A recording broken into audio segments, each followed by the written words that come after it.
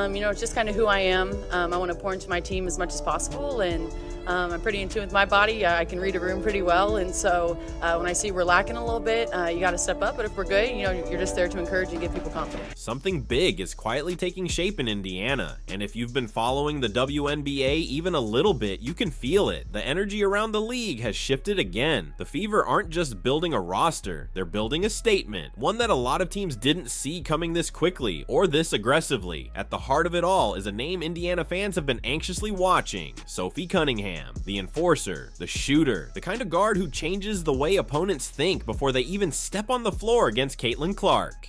After a season filled with highs, heartbreak, and an off-season full of uncertainty, there's growing belief that Indiana might be running it back with its most physical identity intact. And around the league, that idea is not sitting well. But to understand why this matters, you have to go back. Before Sophie Cunningham ever suited up for Indiana, she spent 7 seasons with the Phoenix Mercury, and during that time, she built a reputation that had nothing to do with flashy scoring titles or highlight reels. She was known as one of the toughest, most physically disruptive guards in the league, not because she dominated the box score, but because she forced opponents and coaching staffs to prepare differently the moment she was on the floor. She could stretch the defense, knocking down threes at an elite clip near the 47% range in stretches of her career. She defended hard on the perimeter, she brought intensity on every possession, and most importantly, she never backed down. That last part became her identity. In Phoenix, it was just part of her personality, a competitive edge, a fire that sometimes showed up in headlines, but was mostly just part of who she was. But when she arrived in Indiana and was placed next to Caitlin Clark, that same mentality became something else entirely. It became protection. The trade that brought her to the Fever last offseason didn't get nearly enough attention at the time. Indiana paid a real price, sending out Alyssa Smith, a 2025 first-round pick, and a 2027 third-round pick as part of a 4-team deal just to bring Cunningham in. That's a heavy package for what many considered a role player. But Indiana's front office wasn't thinking small. They weren't just trying to surround Caitlin Clark with shooters. They were building an environment, a response, a line in the sand. Someone had to set the tone physically. Someone had to make sure Clark wasn't going to be pushed around, targeted, or intimidated every night. And Sophie Cunningham fit that role perfectly. From the moment she stepped into a Fever uniform, the shift was obvious. The energy changed immediately. Coming off the bench during the 2025 season, she delivered steady production, around 8 to 9 points per game on efficient shooting, knocking down nearly 2 threes per night, grabbing rebounds, and adding defensive pressure with a steal per game. But her impact went far beyond numbers, because the moment she checked into games, Indiana felt different. Opponents felt it too. Teams started thinking twice about how physical they wanted to be with Caitlin Clark, not because of trash talk or reputation alone, but because there was suddenly someone on the floor who would answer back instantly, without hesitation. The Fever went from a talented but somewhat soft perimeter group to a team with real bite, and Cunningham was a major reason why. Then came the moment that changed everything. Deep into the 2025 season, with Indiana building real playoff momentum, Cunningham suffered a torn MCL in her right knee. It wasn't just a setback, it was a turning point, because injuries like that don't only remove a player from the court, they change how a team is built, how it functions, and how far it can realistically go. Indiana fought through the rest of the regular season and still pushed into the playoffs, but her absence was impossible to ignore. The Fever eventually fell to the Las Vegas Aces in the semifinals, and while other injuries and circumstances played a role, the missing edge on the wing was clear. That toughness, that presence, that intimidation factor, it was gone, and suddenly her future in Indiana wasn't just uncertain, it became a major storyline. Then the offseason added another layer. Cunningham entered unrestricted free agency after her 1-year, $100,000 deal expired, and this time the market around her looked completely different. The new collective bargaining agreement changed everything. With the salary cap jumping to around $7 million,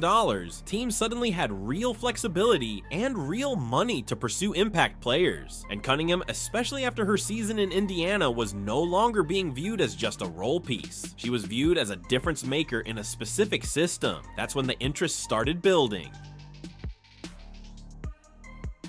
The Chicago Sky were looking to reshape their identity. The Los Angeles Sparks were hunting for toughness and perimeter depth, and with expansion teams entering the league, even more franchises had roster spots and cap space ready to spend. Sophie Cunningham wasn't flying under the radar anymore. She was right in the middle of a bidding war. Meanwhile, the Indiana Fever found themselves in a very uncomfortable balancing act. This wasn't just about adding or keeping talent anymore. It was about survival under the cap. They had already locked in a $1.4 million Supermax deal for Kelsey Mitchell. Aaliyah Boston's extension was looming and needed serious financial planning. And on top of that, Caitlin Clark's long-term situation was always going to demand attention. Suddenly, the numbers weren't just tight, they were suffocating. And in the middle of all of it stood Sophie Cunningham, one of the most talked about non-superstars on the roster, now staring at a real possibility of leaving Indiana before the story even fully developed. But then the entire situation shifted in a way no salary sheet or front office projection could predict. Caitlin Clark stepped in publicly. During her off-season media work with NBC, Clark made it clear she wanted the group intact. She spoke about the chemistry Indiana built in 2025 and emphasized that the core rotation was something worth preserving, not dismantling. That might sound like a simple comment, but in reality, it carried massive weight. When your franchise cornerstone, the player driving ticket sales, TV ratings, and national attention, publicly expresses a desire to keep specific teammates, that message doesn't get ignored. It travels straight to the top of the organization, and Indiana's front office understood exactly what it meant. At the same time, Sophie Cunningham wasn't sitting around waiting for her future to be decided. She stayed active, visible, and very much in motion. She hosted her 4th annual Sophie Cunningham Classic back in Columbia, Missouri, giving elite high school girls a platform to compete and develop their game on a serious stage. She also made waves outside basketball entirely, appearing in the Sports Illustrated swimsuit issue, something that instantly set social media off and kept her name trending well beyond the WNBA circle. And just when things seemed like they might settle down, she sparked another wave of confusion among Fever fans. Cunningham announced she was joining USA Network as a studio contributor for WNBA coverage, and for a brief moment, chaos erupted. Fans immediately started jumping to conclusions. Was she stepping away from basketball? Was she transitioning into media full-time? Was Indiana about to lose her before even making a competitive push to retain her?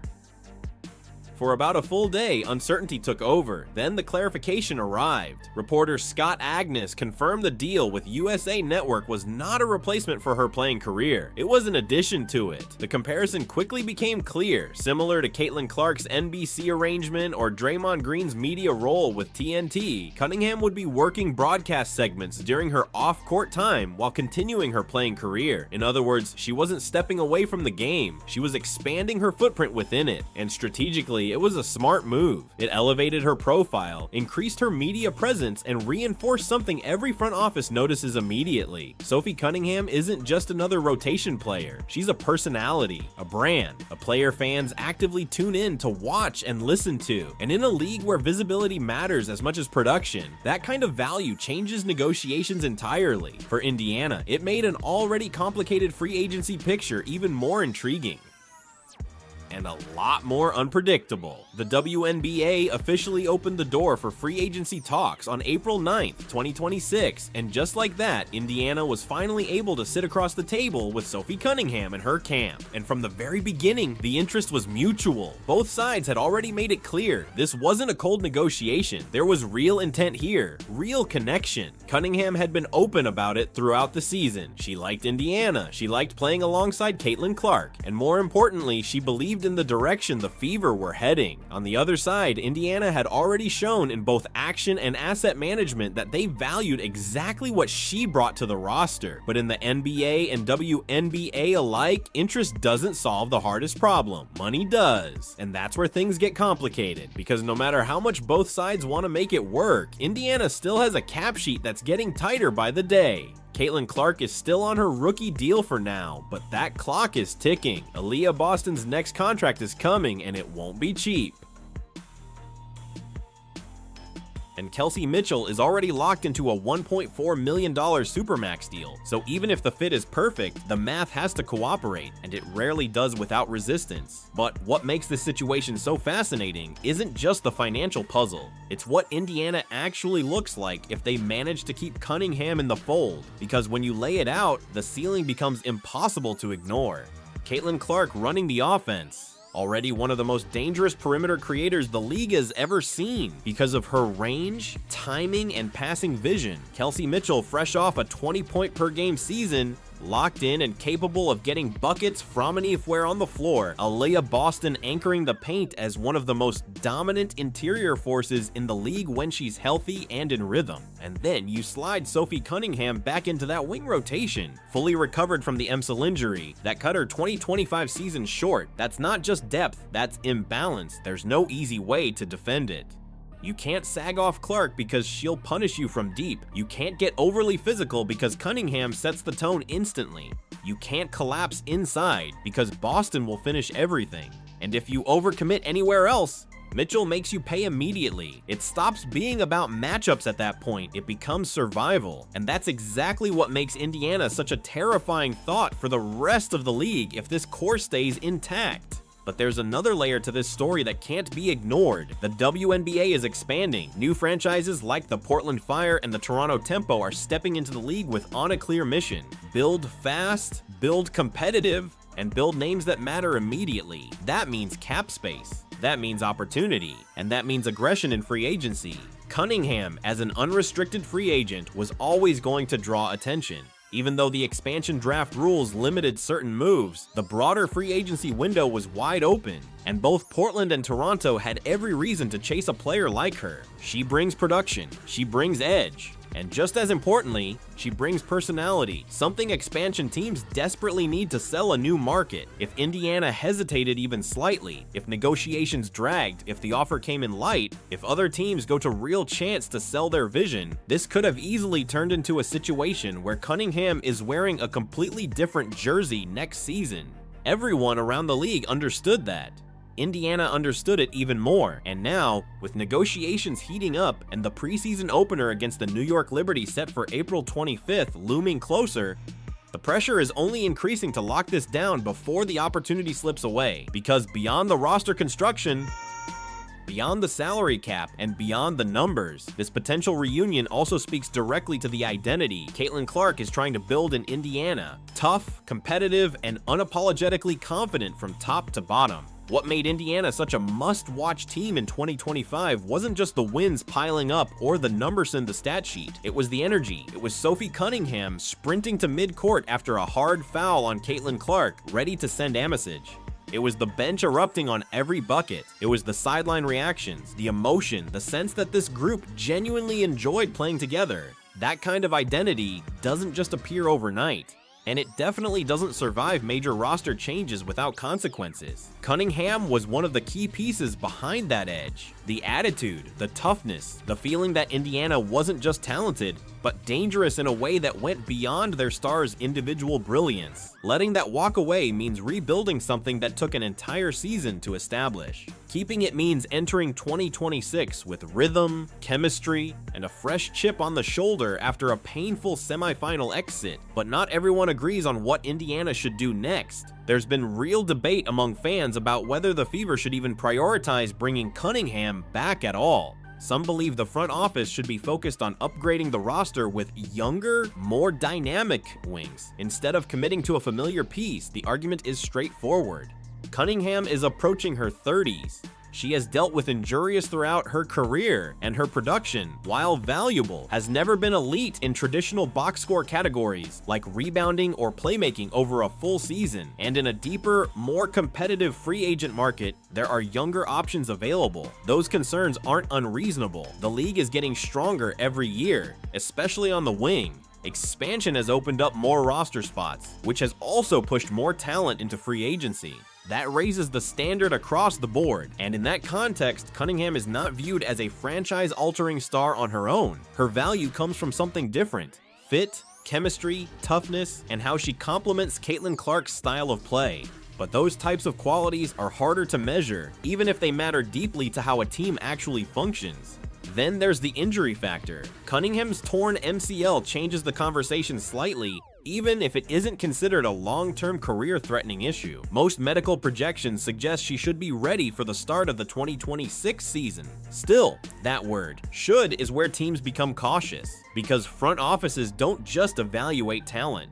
They evaluate risk. And in Cunningham's case, the concern isn't only the recent knee injury, it's the broader durability trend that has followed her throughout her career. She's only played more than 31 regular season games once in 7 years. That kind of availability history becomes a real factor when contracts get more expensive under a rising salary cap environment. In the previous CBA landscape, that risk was easier to absorb, but in today's WNBA, where every dollar carries more weight and more alternatives exist in free agency, those decisions become much harder. Indiana has to appreciate what Cunningham brings, but they also have to be honest about what they're committing to. Even so, the direction of everything around this situation points toward a reunion. The fit is too natural, the chemistry is too established, the competitive identity they built in 2025 is too valuable to risk dismantling over a marginal contract gap. All signs suggest both sides want this done. Caitlin Clark wants her back, Cunningham wants to stay, and Indiana has already shown they value her presence on and off the court. So the real question isn't about interest. It's about execution. Can Indiana make the numbers work under a tight cap structure? And can Cunningham look at the market around her and decide that Indiana's offer, even if not the highest, is still the right place to continue what they started? The reality is, even though free agency has only just opened and the official signing period doesn't even kick in until Saturday, the timeline here is tighter on paper than it is in practice. And that matters because Indiana doesn't need months to figure this out. The preseason tips off on April 25th. There is still a window, but it's shrinking fast. But the bigger concern around the league isn't simply whether Sophie Cunningham ends up back in Indiana. It's what that decision represents. Because every player the Fever successfully lock into place around Caitlin Clark becomes another long-term problem for the rest of the WNBA. This isn't a temporary surge or a one-season storyline anymore. Indiana has already proven they're beyond that label. In 2025, they fought their way to the WNBA semifinals. They picked up statement wins against top-tier teams, and they did it while still carrying a roster that wasn't fully complete and hadn't fully settled into its final form. Now imagine that same group, but stabilized Caitlin Clark, Kelsey Mitchell, Aaliyah Boston, Sophie Cunningham, all healthy, all integrated, entering a full season together. That stops being a nice story or a young team on the rise. That becomes a legitimate championship threat from opening night, not a dark horse, not a developing project, a real contender. And suddenly, every top franchise in the league, Las Vegas, Minnesota, New York, has to take a step back and reassess what Indiana actually is becoming. Because Sophie Cunningham's potential return isn't just another transaction on a roster sheet, it's a message. It signals that Indiana isn't interested in tearing down what they've built for the sake of chasing marginal upgrades elsewhere. They're choosing continuity, chemistry, and toughness around their franchise centerpiece. And most importantly, it reinforces the structure being built around Caitlin Clark, the kind of competitive ecosystem that allows a generational talent not just to shine, but to actually contend at the highest level. For the past 2 seasons, the league has been searching for answers on how to slow Indiana down, different defensive coverages, increased physicality, attempts to disrupt rhythm, timing, and chemistry. None of it has fully stuck the way opponents hoped. Now picture those same challenges, but against a version of Indiana that's more experienced, more connected, and finally healthy across the board. That's the scenario the rest of the league is staring at as this free agency cycle moves toward resolution. And whether they say it publicly or not, one thing is clear across the WNBA landscape: nobody is eager to deal with that version of the Fever.